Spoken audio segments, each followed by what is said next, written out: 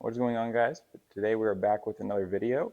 Today we're going to be building turkey arrows for this fall. We got archery season coming up soon here in Missouri. First thing I like to do in September is go turkey hunting. Usually it's so hot for me that I don't enjoy whitetail hunting until October. Not that I won't do it in September, but with that hotter weather, usually I like to take down a couple turkeys before.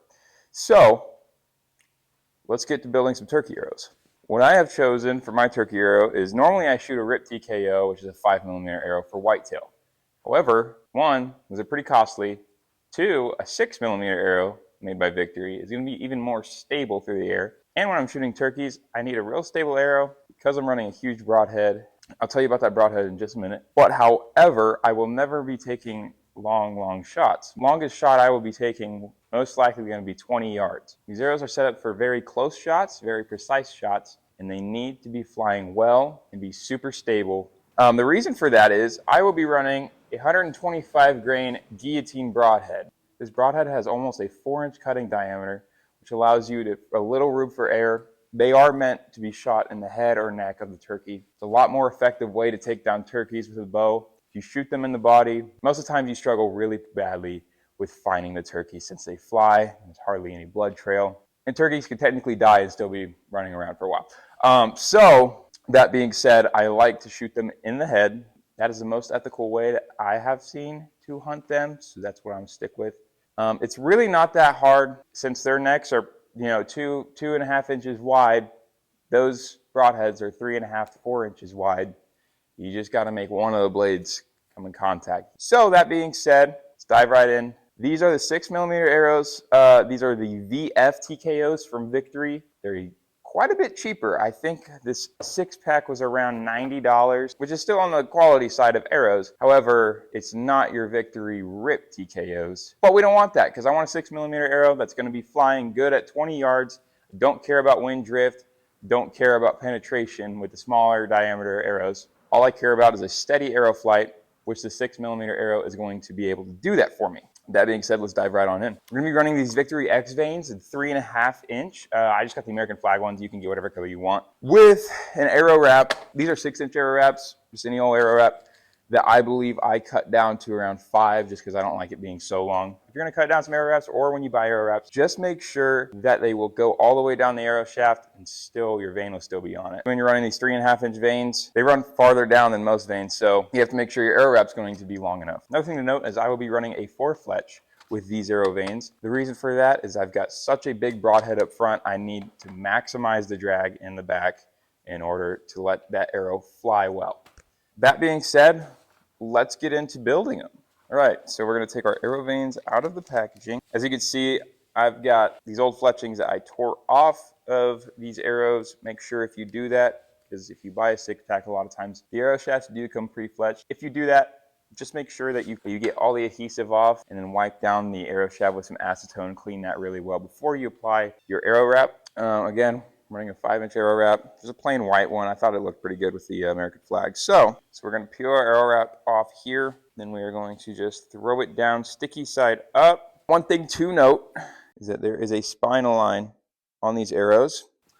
You're going to make sure to put that on the same side of the arrow wrap every time. What I like to do is when I start rolling to my arrow wrap, I make sure that spinal line is facing directly up. So you're going to line it up. And I like to have, this is a gun cleaning kit. You can use a mouse pad, anything. I just like to have something that is a little cushiony to really get a good press down into the table when you're wrapping your arrow. It just allows the wrap to go on nice and evenly. We're going to go in here and we're going to make sure that we line this up perfectly. And as soon as it starts, we know that spinal line is straight up in the air.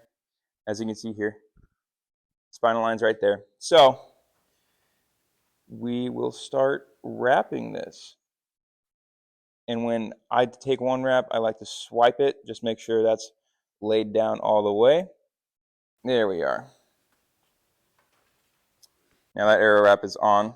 Now let's move on to fletching our arrows. Like I said, we will be doing a 4-fletch. I'm just going to be using the boning arrow fletching jig, but any fletching jig that runs a 4-fletch will work. So one thing to note, now that we have our spinal line, your vanes don't have to be one on that spinal line. All it's got to do is just, with that spinal line, it stays that your veins will remain in the same spot each arrow. Spinal line is the way that the arrows are made. That way when they come out of the bow, they have the same reaction as all the other arrows. More consistent, you can tune it a lot better from arrow to arrow. That's all that does. You don't have to put like one fletching on the spinal line. A lot of people think you have to put the spinal line vertical. I guess it could give you the best results. A lot of people like to run it that way. I don't pay attention to that. I just make sure that the spinal line is coming out of my bow at the same spot every time. And that way the arrows will react out of my bow the exact same way.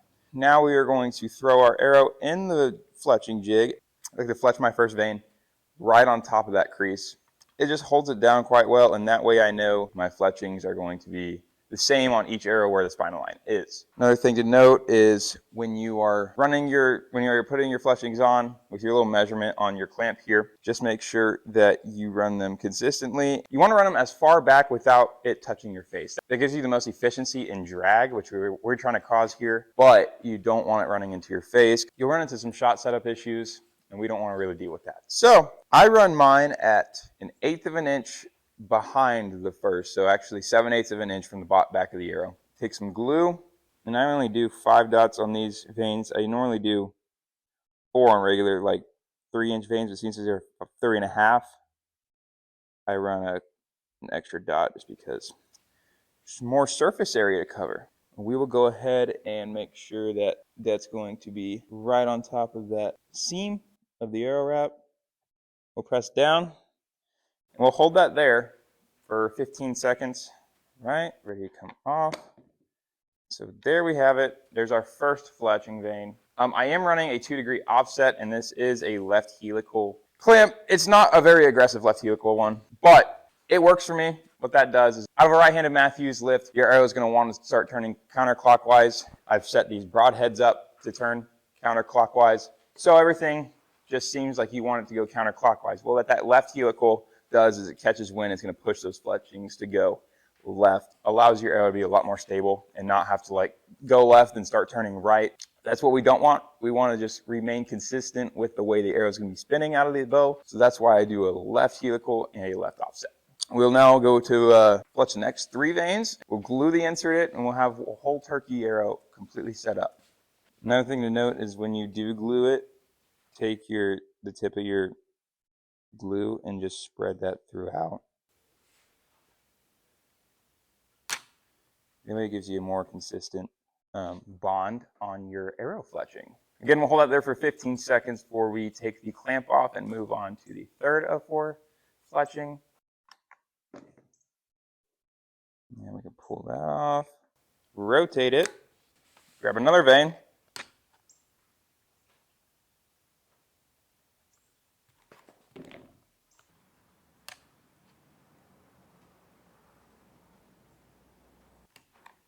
there we are. There is a full arrow completely fletched up in the American flag fletchings, the 3.5-inch X veins with a 5-inch arrow wrap.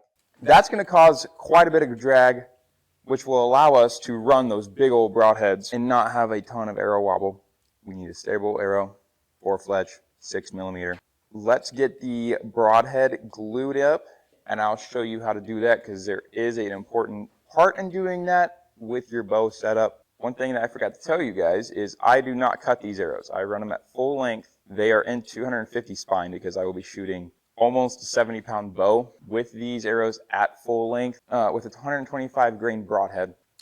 That's a lot. So we need a really stiff arrow, a 250 spine that'll hopefully get that job done. You may be able to get away with a 300 spine if you're around 65 pounds, but since I'm around 70, we're going to be running a 250 spine still. Hopefully it'll tune out all right. Let's move on. I hear them in here. There we are. There's our inserts. Okay, one important thing to note when you're going to be gluing in your insert is don't just glue them in any way that they go in. Although you'll probably get by with it, just to make sure that you will, go ahead and take your insert and thread your broadhead onto it. That way it's seated nicely in your insert already. Now all you have to do is your insert will fit into your arrow. May not be the most snug. Sometimes they are, sometimes they're not. Now you have an insert in your arrow. It will spin because it is not glued up yet, which we don't want it to be. Then throw your arrow into your bow, knock the arrow. You just have to make sure that when you pull back, depending on your draw length, I have a 29.5-inch draw length. So if you have anything longer than that, you could potentially run into issues with the big blades running into either your sight or the rail where your sight rides on. So just make sure if you have a slider pin or any other big sight that you put a broadhead in, you draw back, and you make sure that it's going to be clearing everything where it's going to be. You have to have a long enough arrow because these will not clear past the riser of your bow. When you draw back, these are going to be hitting your riser of your bow. Actually, I will show you. So if I pull back, my arrow will be riding right there, which will clear everything. However, if you have it here, it's going to be hitting that riser. If you have it here, it can be hitting your sight. So with that one blade completely horizontal on the outside, make sure that you are not going to have too long of a draw length for your arrows, that they're going to be hitting your riser. Also, make sure that they have enough room that you're not going to be interfering with your fingers at all. That would not be fun, to chop the tip of your finger off when you're trying to just bow hunt some turkeys. We don't want that. So make sure that you are careful. You have a long enough arrow for your draw length. Your setup is going to be safe and effective. Now that I have figured out that blade needs to be perfectly horizontal, I'm going to go ahead and glue that in and let it set up. It doesn't take long for the glue to set up, so we will do that real quick. And we will go ahead and throw some super glue on the shaft of this thing. Now you can use insert iron, stuff like that. You can use a hot melt that will go on very nice. However, this is what I use, and I've never had an issue with just plain old super glue. It holds very well and it dries really quick. It's already set up pretty much. So you got to be careful when you do that. Go ahead and grab an old towel back here, wipe the excess off, and there's our arrow. The insert is in there nice and tight. We will just go ahead and double check. And like I said, when you do this, go ahead and pull your bow back. Make sure everything is going to be ran completely okay. That's pretty much it for now. We will get a quick weight on these arrows, and then I will go and show you guys how to shoot them. All right, so if you have an arrow scale, you can go ahead and weigh your arrows. I'll show you what these are coming in at. The Victory VF they're 326 grains, just the arrow shaft with the fletchings, but I took the fletching off, put some bigger vanes on, and added an extra because they were only 3 fletch. So they will weigh a lot more now. But let's get a weight on them. Okay, pocket scale is on.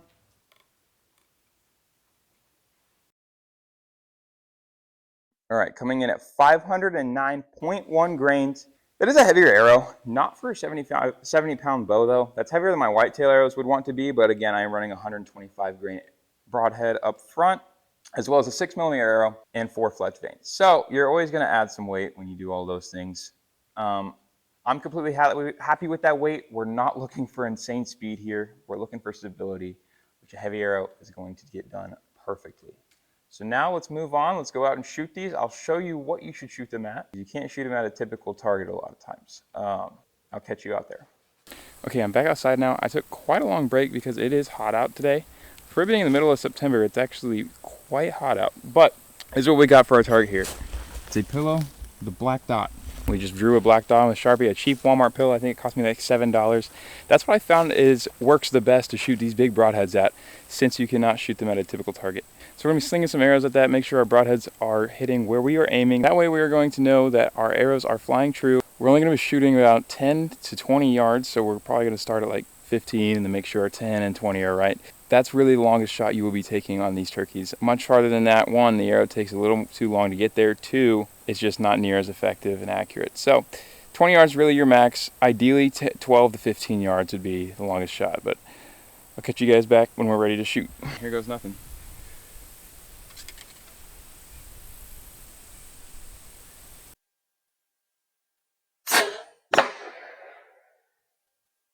After that first shot, it actually was not too bad, just a little low and right. However, you can see the cut of one of the blades right here come clear across the dot, which means that's going to be a complete kill for sure on a turkey, considering their head is peeking straight up, and if you hit anywhere below their head and their neck area, it's going to be lights out for them. So honestly, I think I might just bump my sight just barely to the right, but I'm not going to move it up or down at all, because hitting a little low is actually a lot better than hitting a little high. Most of the time, you should aim just below the head on the turkey. So if I hit there, I'm going to be completely fine with that. So we'll shoot a couple more times, see what we do at 10 yards, and then even move it back all the way to 20. But as far as that first shot, I'm very pleased with it. We're at 10 yards now.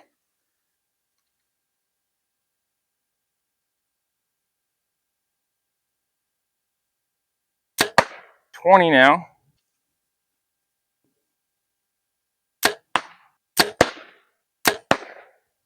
Okay, so after walking up on the shot after 20, we're looking really good. It actually is higher at 20 than it is at 10, just because that arrow's still coming up. The arrow looks a lot worse from where it is in the pillow. It looks like it hit up here, but it actually hit right around here. So I'm gonna be completely fine with that.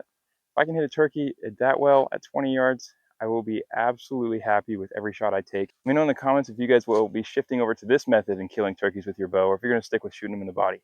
I think it's a lot more ethical, and I think the recovery rate is a lot higher when you shoot them with a guillotine broadhead. But thank you guys for watching. Catch you next time.